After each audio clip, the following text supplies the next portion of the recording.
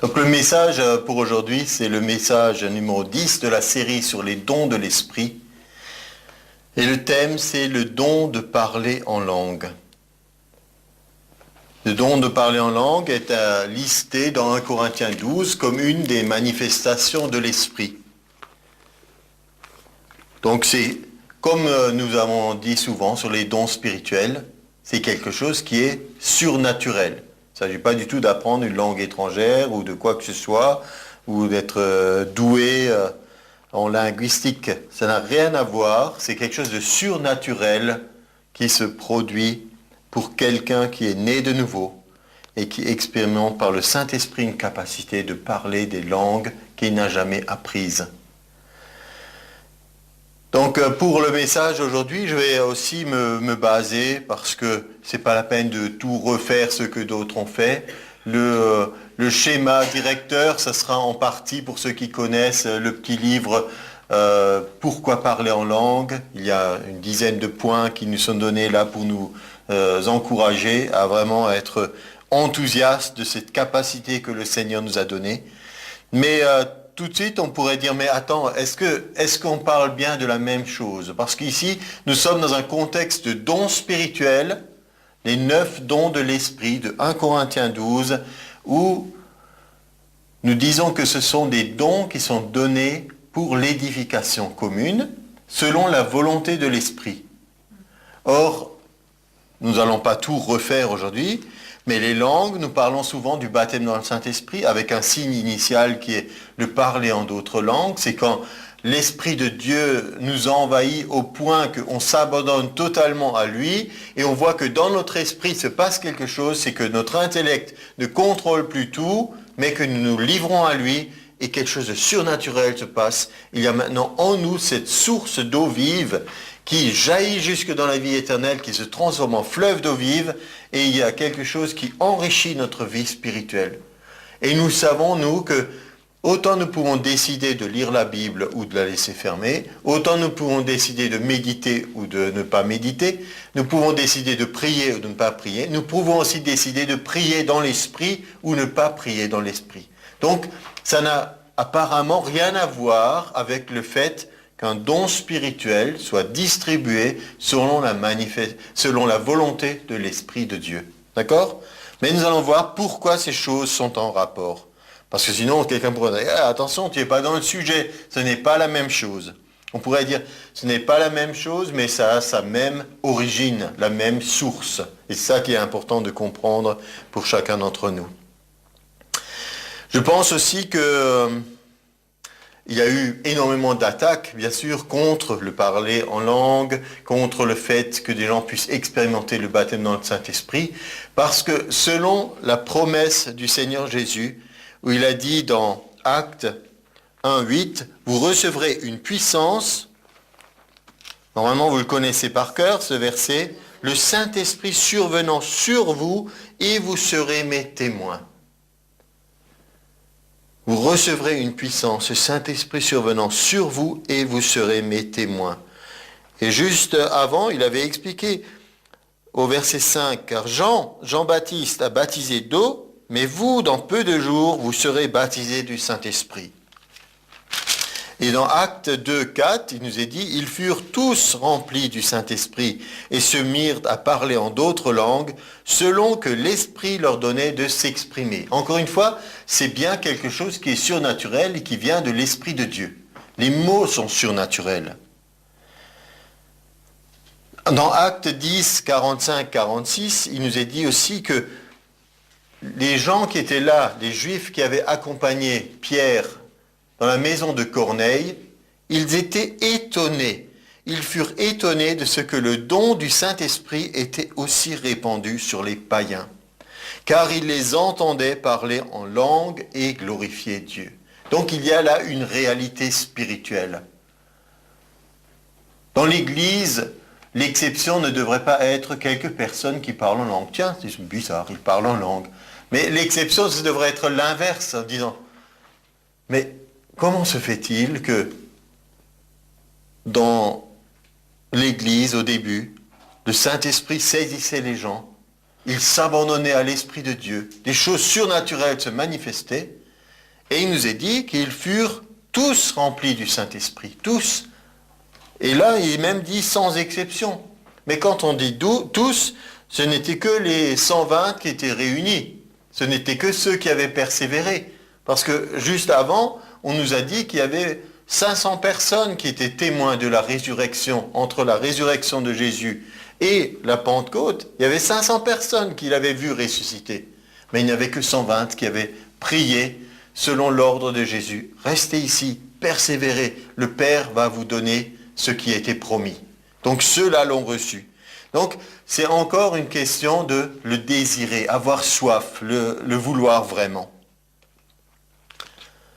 Il y a des personnes qui ont entendu des rapports inquiétants sur le fait que peut-être si vous parlez en autre langue, vous êtes possédé par un démon ou des choses comme ça. Donc elles ont eu très peur. Et je me rappelle d'un évangéliste, et il a dit, « Sois pas inquiet, n'aie pas peur de parler en langue. C'est seulement pour celui qui croit. » Dans le sens que ça ne va pas te tomber dessus si tu ne le désires pas. C'est seulement si tu le veux. Et si tu le veux, c'est que tu as compris que c'est une bénédiction que ton Père Céleste veut te donner. Ce n'est pas quelque chose qui te tombe dessus, qui se saisit de toi et que tu es maintenant possédé par un esprit. C'est justement la différence. C'est la grande différence entre le ciel et l'enfer, entre ce que Dieu fait et ce que le diable fait. On le voit, le drame dans l'histoire de l'humanité, c'est que l'être humain essaye de dominer sur l'être humain. Même, on le voit dans les déchirements qu'il y a dans les familles, dans les couples, les gens qui essayent de se manipuler, de dominer. Dans le domaine de l'amour, on utilise le mot amour, alors qu'en fait, les gens pensent convoitise, possession, domination. Ça n'a rien à voir avec l'amour. Et donc, ce que le diable fait, c'est de vouloir posséder les gens. D'abord, il les obsède au niveau des pensées jusqu'à ce qu'ils s'abandonnent et qu'ils puissent les contrôler et ainsi se manifester dans le monde. Et ce que Dieu veut faire, on peut dire comme contre-attaque, si vous voulez, il veut maintenant un peuple qui se livre à lui volontairement, qui s'abandonne et qui devient collaborateur avec l'Esprit de Dieu pour contrer ce que le diable fait. Et ainsi donc on a cette expérience spirituelle du baptême dans le Saint-Esprit, avec cette manifestation de pouvoir parler des langues qu'on n'a jamais apprises. En quoi c'est intéressant? Mais c'est intéressant dans le sens que c'est quelque chose que Dieu a mis en place et qui fait que notre esprit, qui souvent vient en troisième position, même les gens qui ont compris que l'être humain est en trois parties, ils disent corps, âme et esprit. Parce que souvent, les besoins du corps sont ceux qu'on veut satisfaire les premiers. Ensuite, les besoins de l'âme. Et puis, s'il reste quelque chose, on s'occupe de l'esprit. Sachant que l'esprit, pour nous, ce n'est pas le domaine intellectuel, c'est le domaine spirituel. Parce qu'on est obligé de faire cette correction. Puisqu'en français, quand on dit quelqu'un il a de l'esprit, ça veut dire que c'est un intellect brillant. Alors que la réalité, normalement, c'est d'avoir de l'esprit, c'est être spirituel. Donc, souvent, les choses sont à l'envers, mais quand on s'abandonne à Dieu, on permet à l'esprit de nouveau de reprendre sa place. Dieu est esprit, nous sommes créés à l'image de Dieu esprit. Dieu attend avec nous une communication en esprit et en vérité. C'est un niveau élevé de communion avec lui. C'est comme vouloir revenir en arrière, c'est-à-dire expérimenter Dieu au niveau de notre âme et de notre corps ne doit pas être la priorité, même si ça fait du bien. Mais on doit d'abord avoir cette communion en esprit. Vous le réalisez ça? Donc les langues sont données comme un signe initial. Et donc ces langues peuvent se manifester aussi en public, d'une certaine façon, comme un don spirituel à l'initiative de Dieu. Quand je dis à l'initiative de Dieu, c'est parce que la Bible nous dit que c'est distribué selon sa volonté. Mais en même temps, on peut se poser la question, pourquoi certains dons ne se manifestent pas? C'est parce qu'on n'y aspire pas assez. Nous avons 1 Corinthiens 14 qui nous dit qu'il nous faut d'abord, l'important c'est marcher dans l'amour, mais aussi aspirer aux dons spirituels. Est-ce que vous le désirez ça? Est-ce que vous aimeriez que Dieu se serve de vous pour proclamer un message dans une langue que vous n'avez jamais apprises. Immédiatement se bouscule dans notre tête peut-être un certain nombre de questions. Je vais avoir l'air de quoi? À quoi ça va ressembler, etc. Donc des complexes, des peurs, des freins que nous avons et toutes sortes de réflexions. Mais c'est pour ça que nous avons besoin de vivre chacun certaines choses d'abord dans notre intimité, dans notre chambre et dans la présence de Dieu. Où on arrive à ce niveau où au moment où Dieu nous envoie quelque part, on ne se pose plus plein de questions. On arrive au point de préférer de plaire à Dieu plutôt qu'aux hommes. C'est ce que les apôtres à un moment ont dit. Dans les actes des apôtres, on leur dit « Qu'est-ce que vous faites là ?» Il vaut mieux obéir à Dieu plutôt qu'aux hommes, était leur réponse. Et tous les serviteurs de Dieu, toutes les servantes de Dieu, tous les gens de la Bible, à un moment donné, ils arrivent à ce point où ils doivent prendre cette position. Il vaut mieux obéir à Dieu plutôt qu'aux hommes. L'apôtre Paul lui-même, il disait que si je plaisais encore aux hommes, je ne serais pas un serviteur de Dieu. Si je cherche tout le temps à faire plaisir, vous voyez, même pour un pasteur, vous avez des gens qui sont tellement différents dans l'Église. Si vous voulez que l'Église se déroule pour faire plaisir à l'un, ça ne fera pas plaisir à l'autre. Donc, ensemble, nous cherchons avant tout à plaire à Dieu. Et donc, ça se passe beaucoup mieux comme ça. Donc, les langues en tant que signe initial. Pour moi, ça ne fait plus aucun doute que c'est quelque chose qui a été donné pour nous montrer le point de départ de quelque chose. Mais pour certains, c'est le point d'arrivée. Ça y est, je l'ai eu. Non, ce n'est pas le point d'arrivée, c'est le point de départ de quelque chose. On peut dire maintenant j'arrive juste dans cette étape supplémentaire où je continue mon cheminement d'une façon nouvelle. Mais certains se sont dit, ça y est, je suis arrivé, c'est bon. Depuis le temps que je cherchais le baptême du Saint-Esprit, ça y est, maintenant je l'ai eu. Non, ce n'est pas du tout comme ça que ça va se passer. Et ce n'est pas, comme on a dit avec certains, ce n'est pas un diplôme de sainteté. Hein. Vous n'avez pas maintenant, ça y est, je fais partie d'une classe supérieure de chrétiens. Et avant, j'étais deuxième classe, maintenant je suis première classe. Ce n'est pas du tout comme ça. Nous avons vu déjà dans les dons spirituels que, par exemple, l'ânesse de Balaam a prophétisé. Est-ce que vous trouvez qu'elle était particulièrement sanctifiée à cause de ça ou elle a été... C'était un moyen que Dieu a utilisé, mais ça ne garantit en rien du tout la valeur de la personne. La valeur de la personne, c'est quelque chose de différent. On n'a pas besoin de se valoriser. Il y a des gens qui cherchent à se valoriser par rapport à un parcours d'études, de diplômes, de position sociale.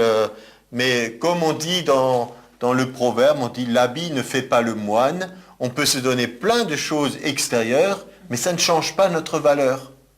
D'ailleurs, le Seigneur Jésus a dit, la vie d'un homme ne dépend pas de ses biens. Serait-il dans l'abondance?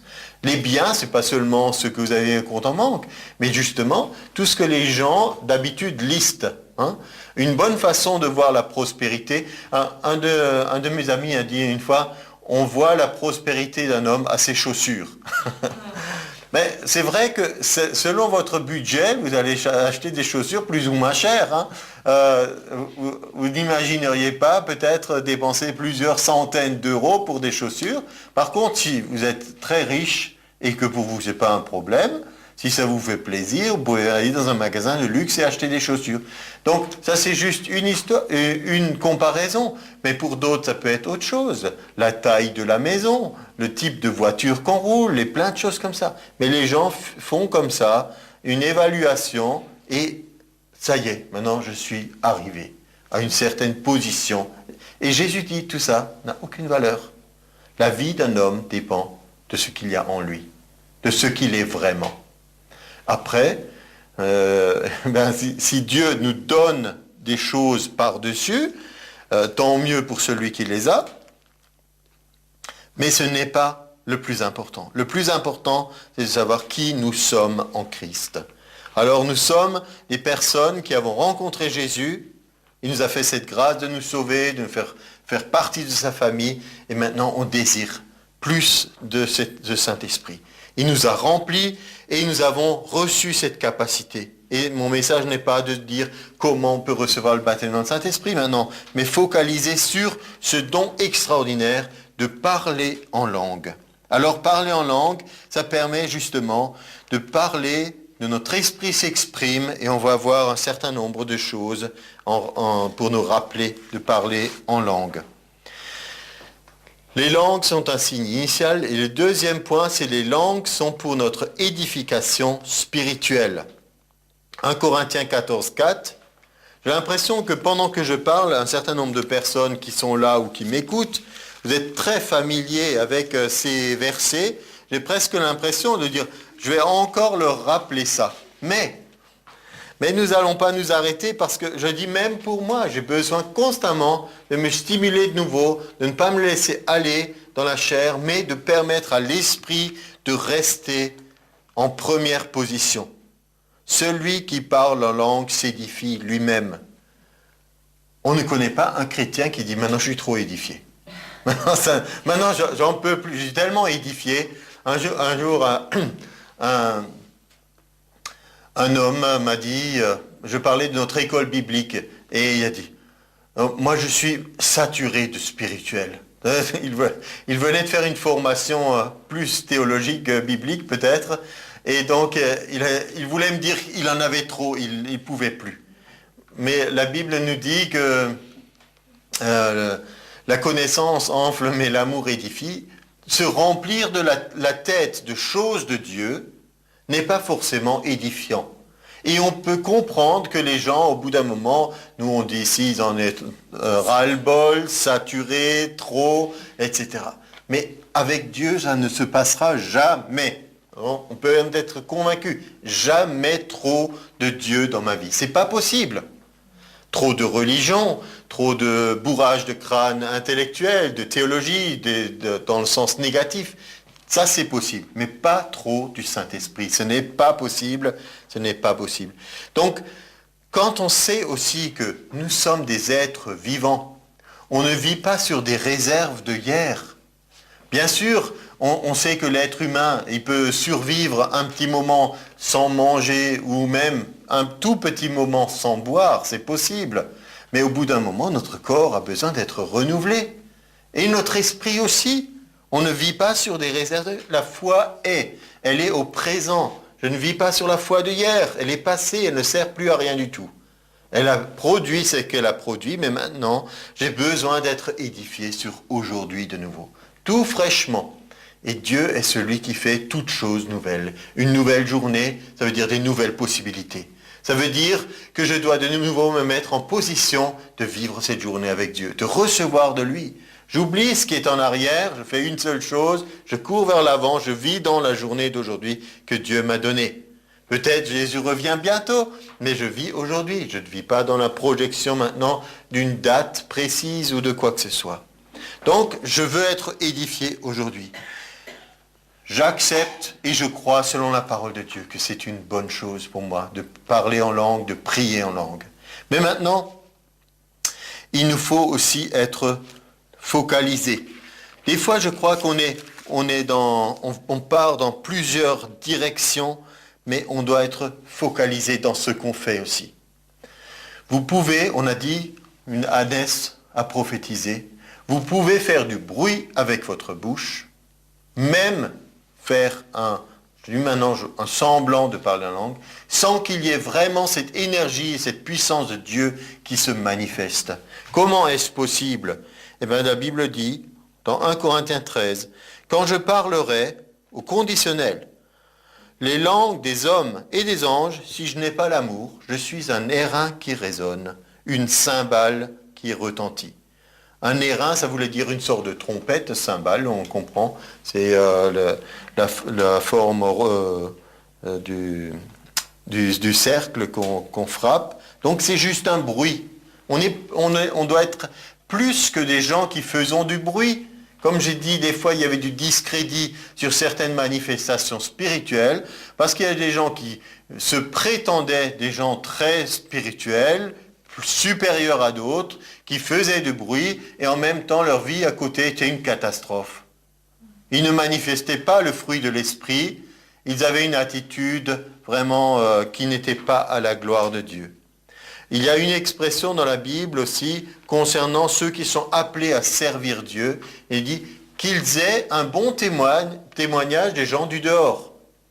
Nous aussi, on ne peut pas dire on est ceux qui se rassemblent le dimanche matin, on est là, et là il se passe des choses dans l'esprit. Et dès qu'on quitte cet endroit, on devient de nouveau un chrétien médiocre qui a un mauvais témoignage à l'égard de toutes les personnes qu'on rencontre. Donc, ici, la Bible nous dit, à ce moment-là, puisqu'on n'a pas l'amour, parce que l'amour, le fruit de l'esprit est résumé dans l'amour. Après, on voit différents aspects.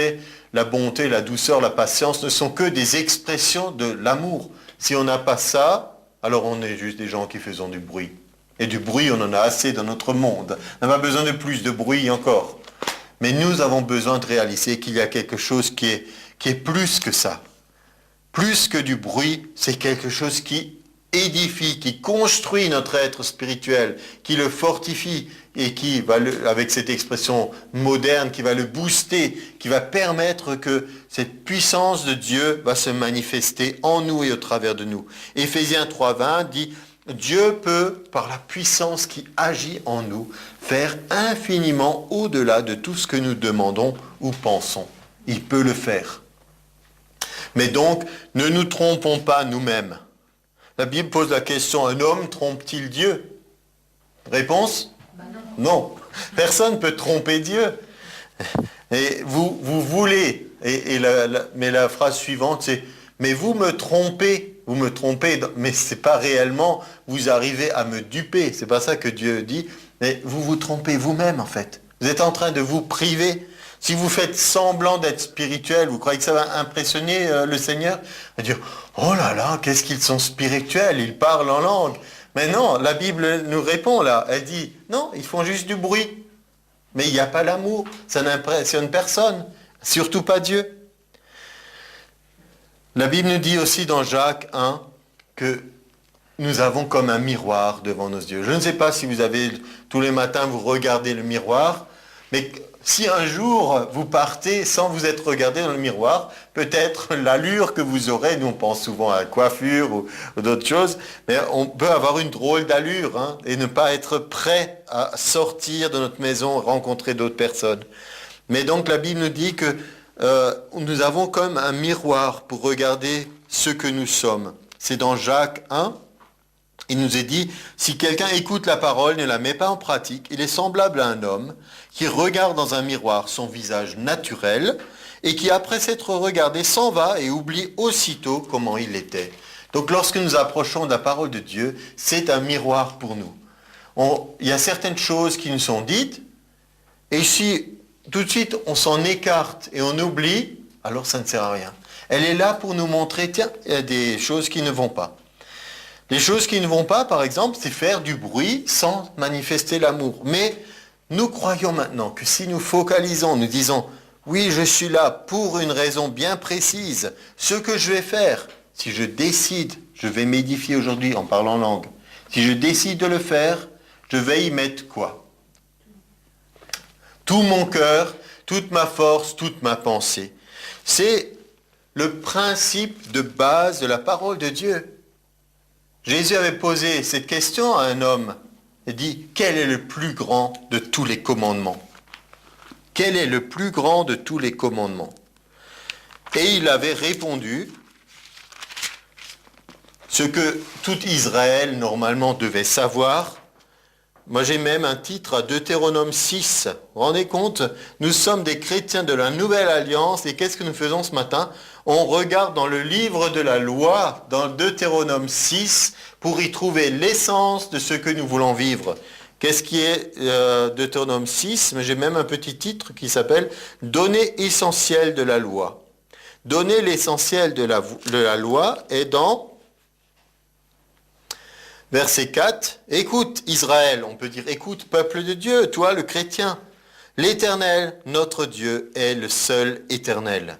Tu aimeras l'Éternel ton Dieu de tout ton cœur, de toute ton âme et de toute ta force. » De tout ton cœur, de toute ton âme, de toute ta force. Voilà la différence entre celui qui fait du bruit et celui qui est en train de s'édifier. Nous le savons que lorsque nous prions dans l'esprit, notre esprit est en prière, mais notre intelligence peut demeurer stérile.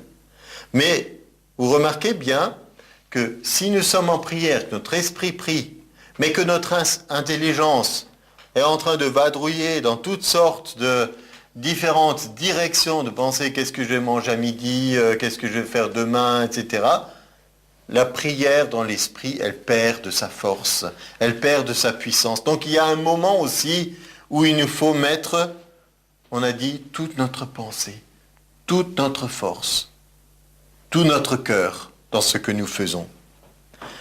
1 Corinthiens 14, 2, celui qui parle en langue ne parle pas aux hommes, mais à Dieu, car personne ne le comprend et c'est en esprit qu'il dit des mystères. Cela devrait vous aider justement dans le parler en langue si Dieu vous utilise au travers de ce don pour le parler en langue en public. Vous ne devez pas dire, mais personne ne comprend, mais qu'est-ce que je suis en train de dire? Ce n'est pas votre problème, puisqu'il est dit ici, celui qui parle en langue ne parle pas aux hommes. Pourquoi voulez-vous tout le temps penser aux hommes? Vous devez alors penser à Dieu, penser ce que je suis en train de faire, ça a de la valeur. Je dis des mystères en esprit. Construisez votre foi sur ces paroles de Dieu. Je suis en train de dire des mystères en esprit. On dit, mais qu'est-ce que c'est un mystère? Ben justement, c'est mystérieux, c'est caché. Si on sait ce que c'est plus un mystère. Donc par définition, on ne peut pas le définir justement. On ne peut pas dire, c'est ça. C'est destiné à rester caché. Donc il ne faut pas vouloir dire, je veux absolument percer le mystère de ce que je suis en train de prier. Puisque la Bible nous dit que c'est dans l'esprit qu'on dit des mystères. Ma responsabilité n'est pas de le savoir, c'est de croire ce que je suis en train de faire.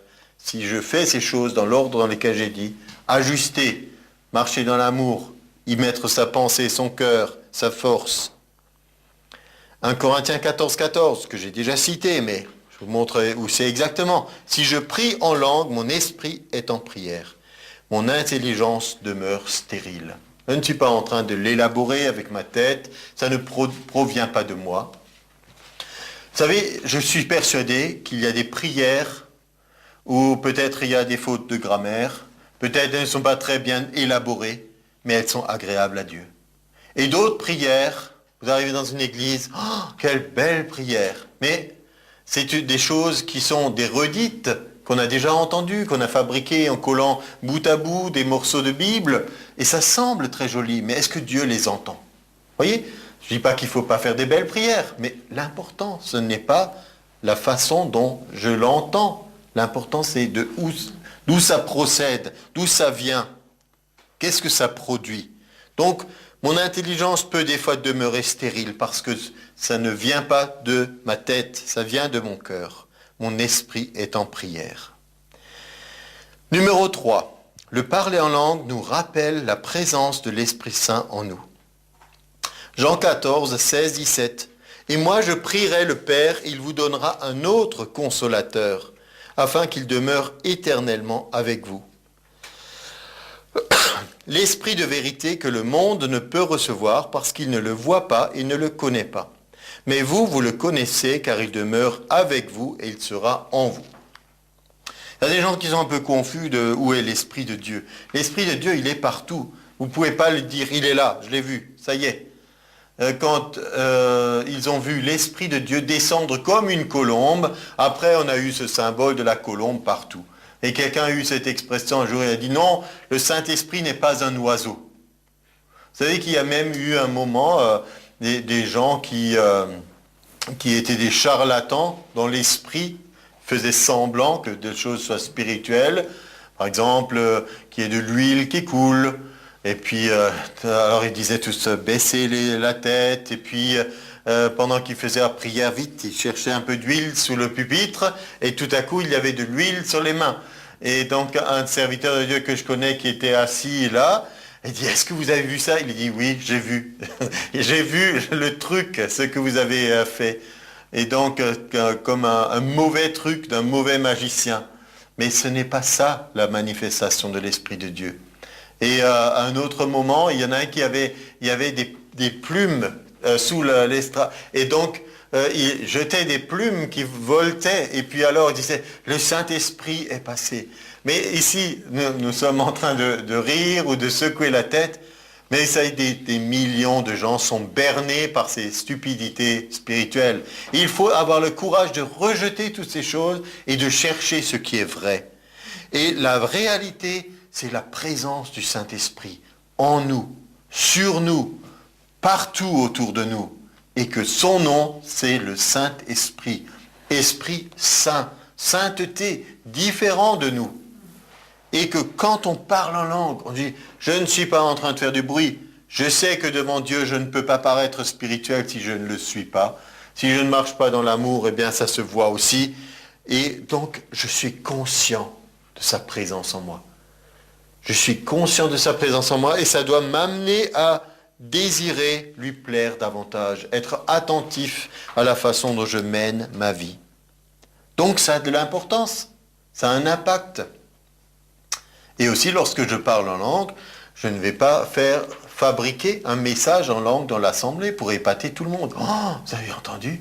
Parce que je suis conscient de la présence du Saint-Esprit. Je ne me permettrai pas de trafiquer un faux don spirituel.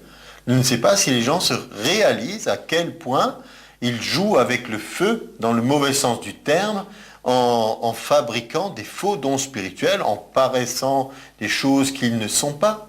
On ne se moque pas de Dieu. Ce qu'un homme aura semé, il le moissonnera aussi. Quatrièmement, la prière en langue est en harmonie avec la volonté parfaite de Dieu. Alors vous savez que lorsque vous priez dans l'esprit, vous n'allez pas prier des choses qui sont contraires à la volonté de Dieu. Encore une fois, quand on est en train d'intercéder, si on ne met pas son cœur, sa pensée, sa force, l'impact sera réduit. Mais dans sa nature, au moins une chose est sûre, c'est quand vous priez dans l'esprit, vous ne priez pas des choses qui sont contraires à la volonté de Dieu. Qu'est-ce qui se passe lorsque vous priez des choses contraires à la volonté de Dieu? Bien rien. Il ne se passe rien. Vous ne pouvez pas contraindre Dieu à faire quelque chose qu'il ne voudrait pas. Hein? On a cette fausse idée, des fois, à force d'insister, je vais arriver à le faire plier. On ne peut pas gagner le bras de fer contre Dieu, c'est pas possible. On ne peut pas le contraindre à faire quelque chose qu'il n'aurait pas voulu. Mais ce qui nous manque des fois, c'est de prier la volonté parfaite de Dieu. Pour notre propre vie, on peut avoir des désirs, des envies. Donc, si on va prier bien sûr selon ce que je désire. Et même si quelqu'un met cette belle phrase, non pas ma volonté, mais que ta volonté se fasse, est-ce que c'est la réalité? Est-ce qu'au fond de nous, on ne désire pas obtenir certaines choses par la prière?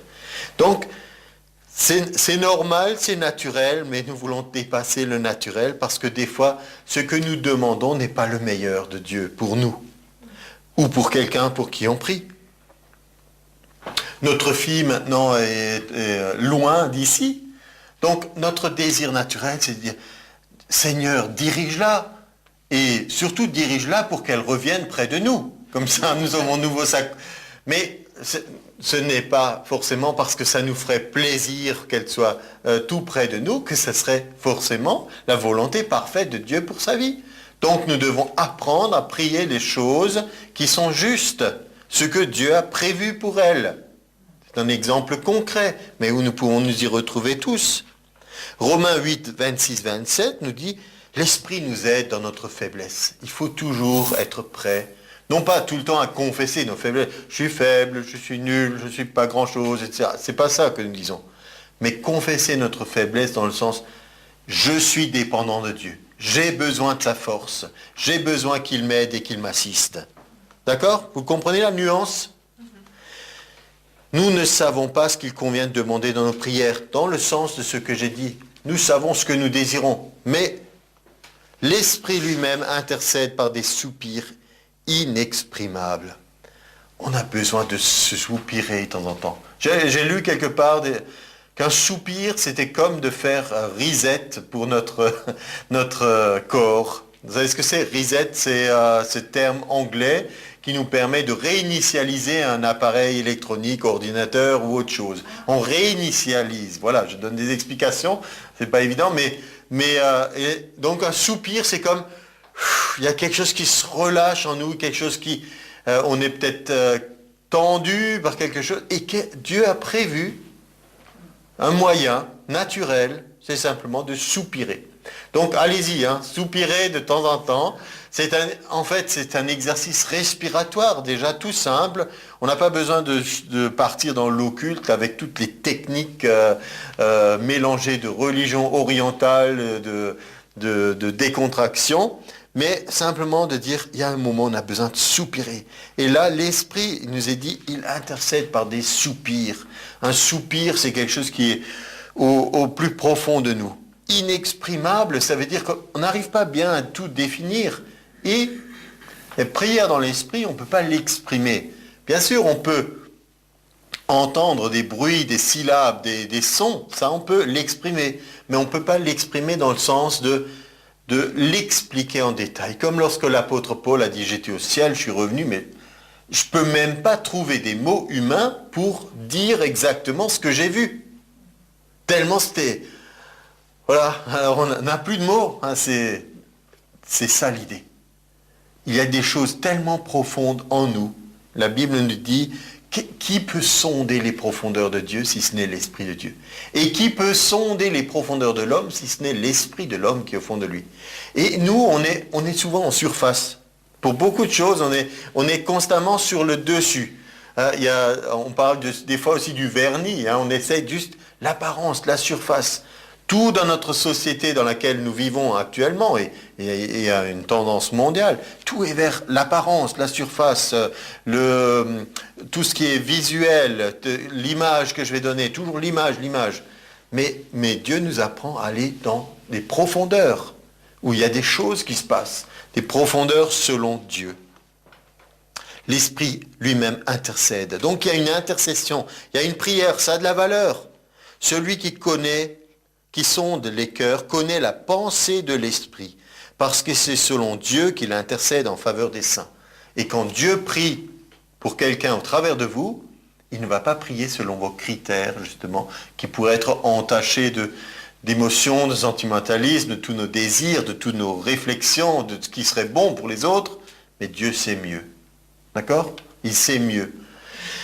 Donc c'est une bonne chose, car si je prie en langue, 1 Corinthiens 14, on a vu, mon esprit est en prière. C'est une vraie prière, croyez-le, c'est pas juste du bruit, c'est pas juste pour me faire sentir bien. C'est une vraie prière. Numéro 5, le parler en langue stimule la foi. Pourquoi il stimule la foi? Parce que Jude 20 dit, mais vous, bien-aimés, édifiez-vous vous-même sur votre très sainte foi et priez par le Saint-Esprit. Priez par le Saint-Esprit sur la base de votre très sainte foi. Qu'est-ce que ça veut dire, votre très sainte foi? C'est-à-dire que cette capacité que vous avez de croire la parole de Dieu, un serviteur de Dieu a dit qu'il avait écrit dans sa Bible, en rouge, tout au début de la Bible dit, je le crois, un point, c'est tout. Donc, quelque part, nous voulons toujours baser notre foi sur ce que Dieu a dit. On ne peut pas la baser sur ce que nous voyons ou sur ce que nous ressentons. Bon, des fois, ça fait du bien de voir le résultat de nos prières. Des fois, ça fait du bien de sentir bien et d'avoir expérimenté quelque chose de Dieu. Mais avant tout, nous basons notre foi sur ce que Dieu a dit. Et sur cette foi, nous prions par le Saint-Esprit.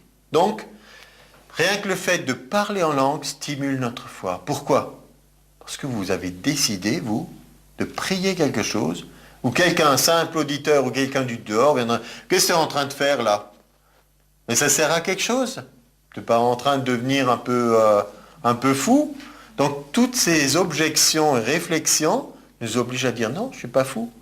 Je suis simplement en train de croire ce que Dieu a dit. Et Dieu a dit que c'est une chose qui est bonne pour moi.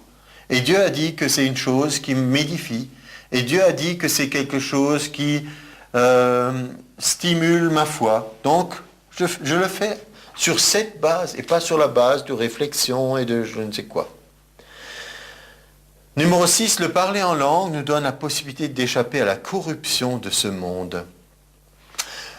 Jésus a dit qu'il y a des moments où nous devons aller dans notre chambre et fermer la porte pour être là, nous retrouver avec Dieu. On ne peut pas tout le temps être dans le monde influencé. Parce qu'on dit, on ne veut pas être influencé dans le monde, nous voulons nous-mêmes influencer le monde, dans le monde. Mais la réalité, c'est que on n'est pas toujours imperméable. Donc il y a des choses qui viennent en nous. À force d'être bombardé de pensées et de réflexions, le peuple de Dieu a une tendance, comme n'importe quel être humain, à être influencé et écouter des choses qui lui sont dites.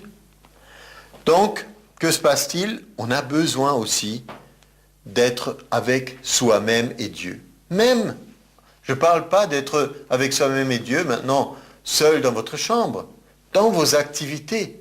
Savoir, des fois, fermer ses oreilles, fermer une influence. Dire non, ça, je ne l'accepte pas. Eh bien, des fois, c'est difficile parce que c'est tout le temps un bras de fer. Vous comprenez ce que je veux dire?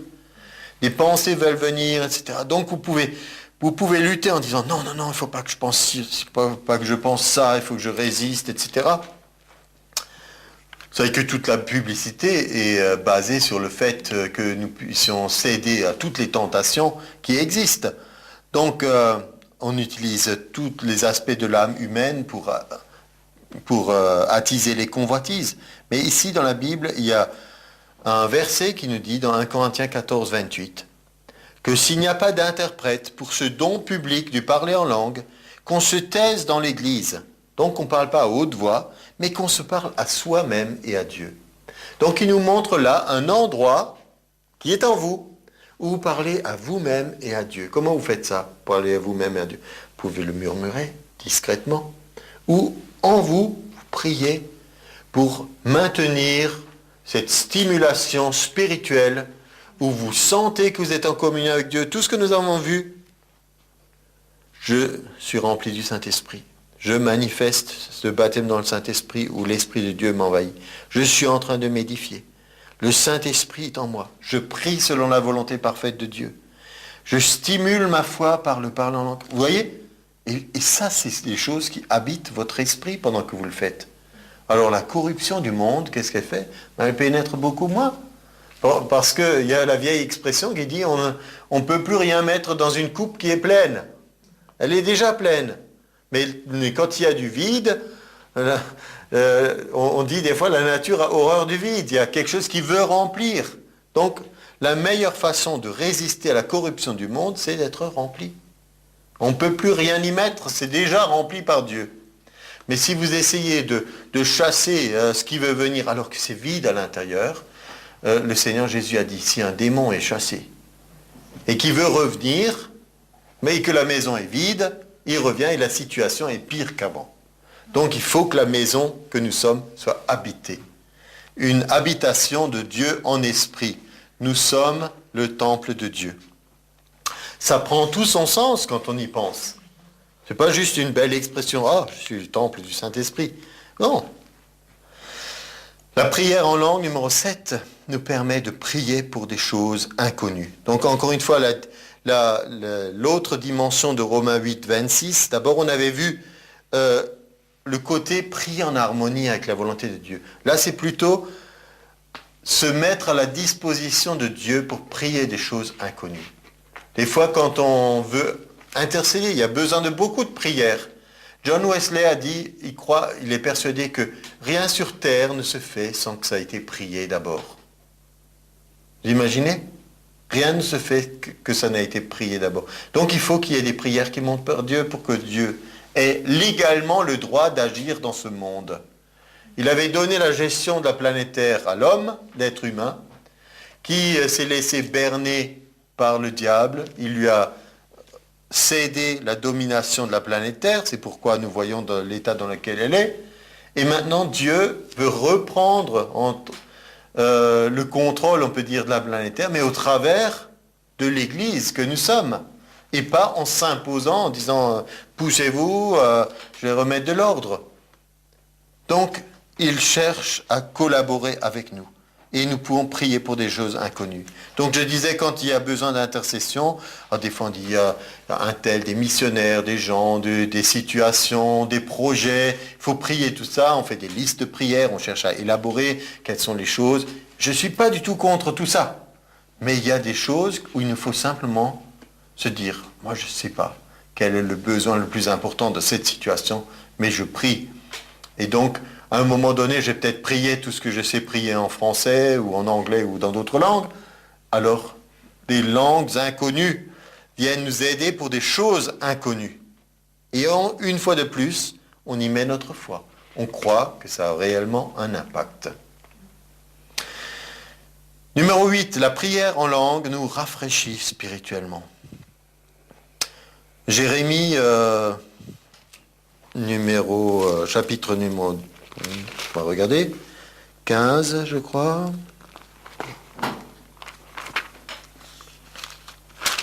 Non, c'est Jérémie 17, pardon. Jérémie 17, il nous est dit au verset 7, « Béni soit l'homme qui se confie dans l'Éternel et dont l'Éternel est l'espérance. Il est comme un arbre planté près des eaux qui étend ses racines vers le courant. Il n'aperçoit point la chaleur quand elle vient et son feuillage reste vert. Dans l'année de la sécheresse, il n'a point de crainte, il ne cesse de porter du fruit. » Nous ne sommes pas dans un monde où toutes les situations sont agréables, idéales, on est dans un monde en crise, etc. On peut le comparer à une année de sécheresse, un monde difficile, l'amour se refroidit, le péché augmente, etc. Donc quelle est la possibilité que la parole de Dieu nous donne? Elle nous donne un repos en Dieu. Et dans Ésaïe 28, 11, 12, c'est par les hommes aux lèvres balbutiantes et au langage barbare que l'Éternel parlera à ce peuple et lui disait, voici le repos, laissez reposer celui qui est fatigué. Voici le repos, mais ils n'ont point voulu écouter. Donc il y avait une promesse d'un repos, le repos de Dieu. C'était le repos de sabbat. Il a travaillé 6 jours et ensuite le 7e, il s'est reposé de ses œuvres. Dieu a accompli toute l'œuvre du salut en Jésus et maintenant nous sommes dans le repos de la foi. Et pour nous, concrètement, de tous les jours, on fait travailler notre esprit, mais dans le repos que Dieu nous offre. C'est donc la prière en langue, c'est un rafraîchissement spirituel. On me dirait, mais attends, tu as lu Jérémie et Ésaïe, quel rapport avec les langues? C'est parce que ce passage de Ésaïe est repris tel quel par l'apôtre Paul dans 1 Corinthiens 14, où il dit expressément que c'est une référence à la prière dans l'esprit et que c'est un repos. Donc nous le croyons et nous le recevons. Et nous disons, c'est une capacité dans l'année de la sécheresse, même si c'est sec spirituellement autour de nous, eh bien nous restons verts. On a nos racines qui vont près du courant d'eau. Et on n'est pas des chrétiens aigris, pleins de rancœur. Oh, je ne reçois rien avec toi, tu ne m'encourages pas, tu ne m'édifies pas.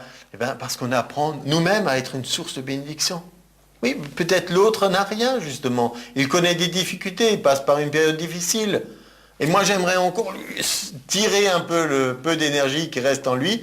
Eh bien, là, Dieu nous dit, venez auprès de moi. Il y a un repos, et là, dans l'esprit, vous êtes en train de vous prémunir contre tout ce qui vient de l'extérieur, la chaleur, la sécheresse, et vous ne cessez de porter du fruit. Vous restez verdoyant au milieu d'une génération où tout le monde s'entre-déchire, mais vous avez cette bénédiction de Dieu en vous. Alors, à cause de tout cela, numéro 9, les langues sont là pour rendre grâce. On peut rendre grâce à Dieu. Combien d'expressions dans la Bible de rendez grâce, soyez reconnaissants. On monte à Jérusalem en rendant grâce par les louanges. On monte à Jérusalem, on descend jamais à Jérusalem. Jérusalem est située dans des montagnes. Et nous aussi, spirituellement, on monte vers Dieu. On ne descend pas vers Dieu. On n'est pas en haut et lui en bas. Donc, on va là où il est. Il est en haut. Et donc, on monte en apportant cette reconnaissance. Et on voit toute cette symbolique biblique. La fumée des parfums qui montent, les prières des saints, la vision céleste de Jean, l'apôtre Jean, qui voyait ces parfums et ces prières. Alors, que faire donc ? Je prierai par l'esprit, mais je prierai aussi avec l'intelligence. Je chanterai par l'esprit, mais je chanterai aussi avec l'intelligence. Autrement, si tu rends grâce par l'esprit, comment celui qui est dans les rangs de simples auditeurs répondra-t-il Amen à ton action de grâce, puisqu'il ne sait pas ce que tu dis? Tu rends, il est vrai, d'excellentes actions de grâce, mais l'autre n'est pas édifié. C'est-à-dire qu'il n'y a pas cet élément supplémentaire que nous verrons dans notre prochain message, l'interprétation, ça ne sert à rien en public. Mais ça sert parce que ce sont des excellentes actions de grâce. Hein, ne me faites pas dire ce que j'ai pas dit, de dire finalement ça sert à rien tout ça. Non, c'est dans un certain contexte, il est dit l'autre n'est pas édifié. Mais dans la réalité de ce que nous pratiquons, eh bien, c'est très utile. Et c'est même quelque chose qui rend d'excellentes actions de grâce. Et le dernier point, c'est que le parler en langue dompte notre langue. Et Jacques 3,8 nous disait que la langue, aucun homme, aucune femme ne peut la dompter. L'apôtre Paul était dans ce combat intérieur en disant quand je fais le mal, je voudrais pas le faire, et il y a une lutte, et j'arrive pas, et des fois ça nous est arrivé. On voulait faire des efforts pour être aimable, et puis il y a une chose qui est sortie de notre bouche, et ça a jeté un froid, ou ça a été mal reçu, ou c'était une parole dure, ou désagréable. Après, comme on dit, on s'en mord la langue, mais c'est trop tard. Donc ici, Jacques explique dans tout le chapitre 3, quel problème on a pour dompter cette langue. Et il dit, il ne faut pas que de la même source sorte la bénédiction et la malédiction. Il ne faut pas que ça soit comme ça. Comment faire pour que ça change? On ne peut pas le changer soi-même. Mais grâce soit rendue à Dieu, comme dit l'apôtre Paul, que en Jésus, nous avons cette capacité, parce qu'il nous a donné cette possibilité de nous édifier nous-mêmes, et que si on livre pas seulement notre cœur, mais aussi notre pensée, notre force, eh bien, on permet à Dieu de prier au travers de notre langue. Et là, de la même façon qu'une coupe pleine, on ne peut plus rien y mettre. Si vous êtes en train de dire du bien, vous ne pouvez pas dire du mal en même temps. Si vous avez des problèmes avec quelqu'un, si vous priez, Seigneur, bénis-le, fais ceci, cela, que vous souhaitez de tout votre cœur les bonnes choses et que vous êtes en train de prier en même temps, vous ne pouvez pas le maudire. Donc, si vous êtes en train de prier dans l'esprit, ben, pendant ce temps, vous savez qu'il n'y a pas... Il ne peut pas y avoir en même temps des blasphèmes, des jurons, des je ne sais quoi. Je dis maintenant le pire, mais ce n'est pas possible. Donc, rendons grâce à Dieu pour tout ce qu'il nous donne de ses capacités. Et à cause de ça, le don de parler en langue est un signe de Dieu, de sa présence, de la présence du Saint-Esprit. Et il attire notre attention. Et on verra pour la suite, pour le message sur l'interprétation, ce que ça produit dans l'Église. Amen.